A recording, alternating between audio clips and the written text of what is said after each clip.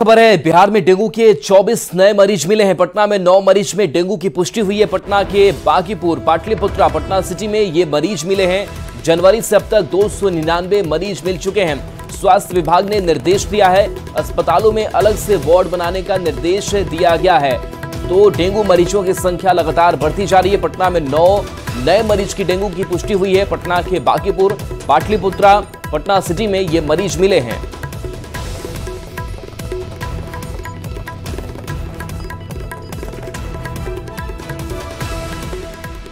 राजस्थान के जयपुर में बेसमेंट में पानी भरने से 3 लोगों की मौत हो गई। हादसे में मृतक पूजा भोजपुर जिले की रहने वाली थी, वहीं उसके रिश्तेदार पूर्वी और एक युवक कमल की भी मौत हो गई। मृतक पूजा बिहिया थाना क्षेत्र के संदौर गांव की रहने वाली थी, जो अपने परिवार के साथ विश्वकर्मा मार्केट इलाके में रहती थी। पूजा की शादी डुमरिया के संतोष से तय हुई थी और फरवरी से दोनों की शादी भी होने वाली थी। शादी की तैयारी में जुटे परिवार पर अब मातम का पहाड़ टूट पड़ा है। पूजा के परिवार के लोग जयपुर रवाना हो गए हैं। वहीं लोगों ने पीड़ित परिवार को मुआवजा देने की मांग की है। दिल्ली बेसमेंट हादसे के अभी 3 दिन ही गुजरे थे कि एक बार फिर से जयपुर में बेसमेंट में हादसा हुआ है, जहां की 3 लोगों की इसमें दर्दनाक मौत हो गई है। भोजपुर जिले के बिहिया प्रखंड के संदौर गांव में इस समय हम मौजूद हैं और यहीं देखिए, ये उसी परिवार का घर है जिसकी एक बेटी की मौत इस हादसे में हो गई है। कैसे सूचना आप लोगों को मिली? फोन किया सर, सुबह में 7 बजे करीब में दूसरे ने फोन किया। क्या जानकारी मिली? जानकारी यही मिली कि यानी पानी भर चुका है। एक लड़की है, उसकी नपाता है, यानी वहाँ के जो सरकार है, पुलिस यानी छानबीन कर रही थी, यानी मिली नहीं थी अभी लास्ट जो करीब 12 बजे करीब में लमसम। माने कौन डेथ की है इस घर की, इस परिवार की? इस घर की लड़की है। अच्छा, क्या नाम है उसका? उसका नाम है पूजा कुमारी। अच्छा, तो शादी भी उसका होने वाला था तुरंत? हाँ, शादी तो होने वाला था सर, करीबन यानी फरवरी में शादी होने वाला था उनका। शादी कौन लड़की, दूसरी लड़की कौन है? वो लड़की की बहन की लड़की है। अच्छा, जो उनके रिश्तेदार में है। तो ये परिवार कितना दिन से आप लोग का रहता है वहाँ जयपुर में? वहाँ पर 20 साल से रहता है। 20 साल से। जी। उसी तरह का ही प्राकृतिक आपदा ही इसको हम लोग मानेंगे। बारिश हुआ, पानी लग गया, गड्ढा जहाँ पे लोग घर बनाए हैं वहाँ पे गड्ढा है। गड्ढे के ऊपर स्टेप बाय स्टेप भी तो किसी की होगी। लापरवाही है। अगर वहाँ पे उस जगह पे अगर ज़मीन कोई खरीद रहा है तो सरकार को बैन करना चाहिए कि ये ज़मीन पे कोई खरीद रहा है तो घर मकान नहीं बनेगा। जयपुर जैसे शहर में इन लोगों का मकान था, तो वहाँ पे तो बैन होना चाहिए कि ऐसे जगह पे घर मकान किसी का नहीं बने, लेकिन कोई करता नहीं है। मेरा भाई वहाँ पर गया तो भीड़ नहीं गया, वो पुलिस लोग मारने लगा। वहाँ पर मेरा भाई 3-4 घंटा खड़ा था, अभी भी वहीं है। तो लड़की मर गई, 2 लड़की मरी है ना? हाँ, तो एक लड़की तो हम लोग का चाचा है, चाचा का लड़की है, एक रिश्तेदार। कहीं न कहीं से ये बड़ा सवाल जरूर है कि सरकार इस पर एक्शन ले और इस तरह की घटनाओं को रोकने की दिशा में कारगर पहल करने की जरूरत है, ताकि जो लोग असमय मौत का शिकार हो जा रहे हैं उनके जिंदगी को बचाया जा सके।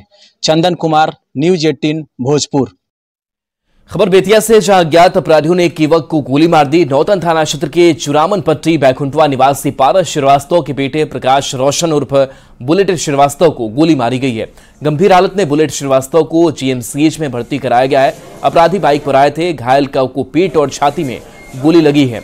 मामले की जानकारी मिलने पर मौके पर पहुंची पुलिस मामले की जांच में जुट गई है।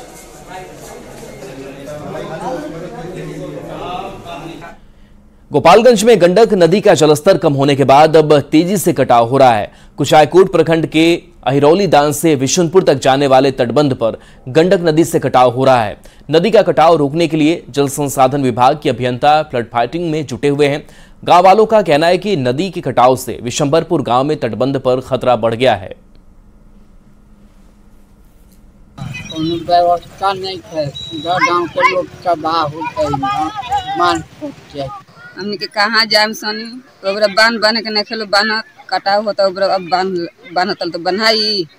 विशंबरपुर बांध पर नदी कटाव कर रहा बा। गंडक नदी बहुत खतरा में रह रही जा, हो सकता रात में बांध कट भी सकता, इस पर कोनो ध्यान नहीं है।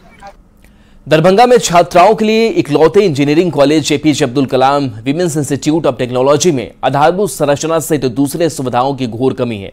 इस बारे में राज्यसभा सांसद धर्मशीला गुप्ता ने राज्यसभा में आवाज उठाई। धर्मशीला गुप्ता ने WIT को मजबूत करने की मांग उठाई, जिसके बाद कॉलेज के कर्मियों में खुशी का माहौल दिख रहा है। WIT के प्रिंसिपल ने सांसद को धन्यवाद दिया है और इससे सबके सहयोग से देश का नंबर 1 कॉलेज बनने की उम्मीद जताई है। और मैं अपना अपील करता हूं माननीय मुख्यमंत्री जी से कि वो जब बिहार के विकास की बात करते हैं प्रधानमंत्री के साथ, उसमें इस बात को जोड़ दें कि डॉक्टर APJ कलाम, अब्दुल कलाम WIT को भारत का पहला महिला IIT घोषित कर दिया जाए। जमीन इसके पास है, आधारभूत संरचना सरकार बना देगी और यह जो मिथिला का महाविद्यालय IIT कॉलेज अगर महिला के लिए बन गया तो मैं उम्मीद करता हूं या मैं आश्वस्त हूं कि इससे बिहार का विकास तो होगा ही। कैमूर के भभुआ सदर अस्पताल में जगह जगह दलालों से बचने के लिए पोस्टर चिपकाए गए हैं ताकि जो लोग अस्पताल में इलाज के लिए आते हैं वे इन दलालों के झांसे में ना आए। दरअसल ये लोग मरीजों को बहला फुसलाकर प्राइवेट अस्पताल में लेकर जाते हैं और मरीजों से मोटी रकम वसूलते हैं। इन पोस्टरों पर अस्पताल के प्रबंधक, TPM, उपाधीक्षक और सिविल सर्जन का नंबर भी दिया गया है ताकि अगर कोई ऐसा करने की कोशिश करता है तो लोग इन नंबरों पर कॉल करके शिकायत कर सकते हैं। मौके का जायजा लिया है न्यूज़ 18 संवाददाता अभिनव सिंह ने। सरकार भ्रष्टाचार के खिलाफ कई उपाय कर रही है। अभी देख सकते हैं इस वक्त हम मौजूद है भभुआ के मॉडल सदर अस्पताल में। जितने भी मरीज आते हैं उनके लिए अस्पताल प्रशासन ने एक पोस्टर लगाया जिसमें लिखा गया दलालों से सावधान। इसमें 4 लोगों का नंबर भी दिया गया। इसमें अस्पताल प्रबंधक, DPM, उपाधीक्षक और सिविल सर्जन का है। अगर आपसे सदर अस्पताल में कोई भी दलाल संपर्क करता है तो आप इस नंबर पर शिकायत कर सकते हैं। हालांकि अस्पताल प्रशासन ने माना है कि सदर अस्पताल में कहीं ना कहीं जो दलालों की जो संख्या है बढ़ गई है। वो भोले भाले मरीज और जितने भी गरीब मरीज आ रहे हैं उन्हें बहला फुसला के अस्पताल से बाहर ले जाके उनके प्राइवेट अस्पतालों में इलाज करा रहे हैं, उनसे अच्छा खासा पैसा भी निकाल रहे हैं। मरीजों को बहला फुसला कर बाहर ले जाते हैं तो मरीजों के द्वारा ही भी पता चलता है कि दलाल किसी अस्पताल में ले गए जहां उनका ज़्यादा से ज़्यादा पैसा खर्च हो जाता है। जो काम हमारे अस्पताल में फ्री होता है और उन लोगों को सर प्राइवेट अस्पताल में जाके पैसा देना पड़ता है, जिसके कारण उन लोगों को परेशानी होती थी, जिसकी वजह से हम लोगों ने ये बैनर लगा दिया है कि ताकि कुछ पढ़े लिखे लोग भी इसको पढ़ें और जाने कि हमारे अस्पताल में दलाल घूमते रहते हैं और मरीजों को बहला फुसला कर। लोगों से क्या अपील रहेगा मैम? लोगों से हमारा यही अपील रहेगा कि अस्पताल में आए और स्वयं अपने डॉक्टरों से जिनसे मिलना है मिलें, दिखवाएं। कि कहीं ना कहीं अस्पताल में जो शिकायत मिल रही है दलालों की, बार बार जो शिकायत आ रही है हम लोगों को, वो कहीं ना कहीं कम हो जाएगी। अब देखने वाली बात ये हो कि पोस्टर लगाने से अस्पताल में दलालों की कितनी संख्या कम होती है और कितने फ़ायदे होते हैं। कैमूर, न्यूज़ 18, अभिनव सिंह। जन्माष्टमी से पहले हिंदू पक्ष को कोर्ट से बड़ी राहत मिली है। कृष्ण जन्मभूमि विवाद में हाईकोर्ट ने मुस्लिम पक्ष की याचिका को खारिज कर दिया है। साथ ही कोर्ट ने हिंदू पक्ष की अर्जियों को सुनवाई योग्य माना है, यानी मथुरा केस में अब अयोध्या के तर्ज पर सुनवाई होगी।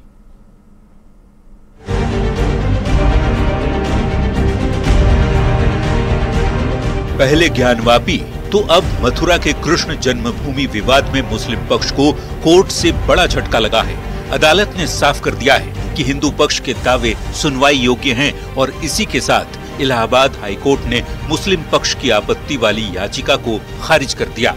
देखिए, काफी इम्पोर्टेंट फैसला है, बहुत महत्वपूर्ण फैसला है। 4 साल 25 सितंबर 2020 को पहला सूट फाइल हुआ था और यहाँ इलाहाबाद हाईकोर्ट में पोषणीयता को लेके 4 महीने की काफी डिटेल सुनवाई हुई है और आज माननीय इलाहाबाद हाईकोर्ट ने जो 18 के 18 सूट हैं होल्ड किया है कि ये सारे suit cause of action disclose करते हैं, मेंटेनेबल हैं और किसी भी लॉ के प्रोविजन से बाधित नहीं है। तो जो 7/11 की अग्नि परीक्षा थी वो हमने पार की है और अब इस केस में ट्रायल होगा। हम सारे लोगों को ये अपॉर्चुनिटी मिलेगी हम अपनी एविडेंस लीड करें। आपको बता दें कि मुस्लिम पक्ष ने श्री कृष्ण जन्मभूमि और शाही ईदगाह मस्जिद विवाद से जुड़ी याचिकाओं को हाईकोर्ट में चुनौती दी थी। हिंदू पक्ष ने जो याचिकाएं दायर की थी उनमें शाही ईदगाह मस्जिद की जमीन को हिंदुओं का बताया गया था और वहां पूजा का अधिकार दिए जाने की मांग की गई थी। तो मुस्लिम पक्ष ने places of worship act, Waqf act का हवाला देते हुए हिंदू पक्ष की याचिकाओं को खारिज किए जाने की दलील पेश की थी। दावों की बात करें तो हिंदू पक्ष का दावा है कि विवादित जगह पर श्री कृष्ण जन्म स्थान है। मुस्लिम पक्ष का दावा है कि हिंदू पक्ष की याचिकाएं सुनवाई योग्य है ही नहीं। हिंदू पक्ष का दावा है कि मंदिर तोड़कर शाही मस्जिद बनाई गई तो मुस्लिम पक्ष दावा कर रहा है कि हिंदू पक्ष से 1968 में ही समझौता हुआ था। हिंदू पक्ष की दलील है कि परिसर पर वर्शिप एक्ट 1991 लागू नहीं होता, तो मुस्लिम